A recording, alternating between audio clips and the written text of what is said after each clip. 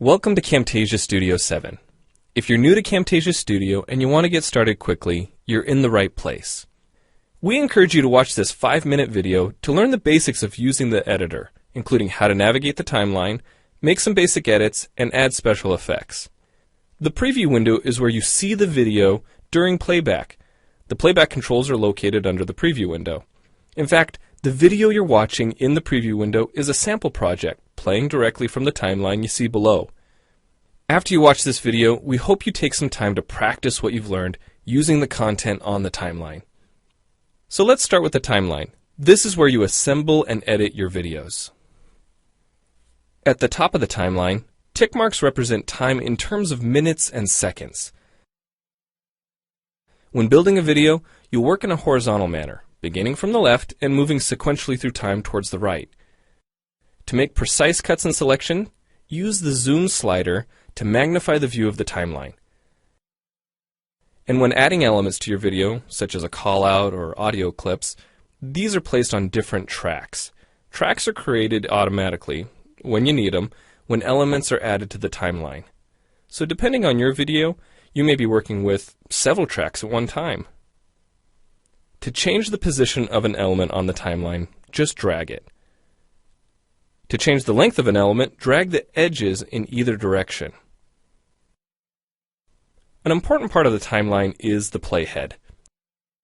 The playhead moves the timeline and indicates the current frame displayed in the preview window. To view your video, click play in the preview window. Notice how the video and the timeline's playhead stay in sync? Click anywhere on the timeline and the playhead moves to that point. The green section of the playhead is called the in point. Click and drag the in point to make the beginning of a selection. The red section of the playhead is called the out point. Just click and drag the out point to make the end of a selection. To bring the sections of the playhead back together, double-click the gray playhead. To split a video clip, position the playhead at the desired location and click the split button. And if you want to remove a portion of your video, make a selection with the in and out points, then click the cut button. If you make a mistake while editing, click the undo button. Next, we'll look at the clip bin and the library. The clip bin holds recordings, audio files, images, and title slides being used in the project you're currently working on. Then there's the library. It stores video clips, intros, callouts, title slides, and other elements that you want to use from project to project. The library is also pre-populated with professional animations, music, sound effects, and other content you can use in your video for free. To add your own clips or video sequences to the library, make a selection on the timeline, right-click, and choose Add to Library. To include clips and other elements in your video, drag them from the clip bin or library and drop them onto the timeline. The tabs located above the timeline are task pages used for adding and editing special effects. You can add callouts to emphasize a key point. You can insert a transition between clips for a professional look.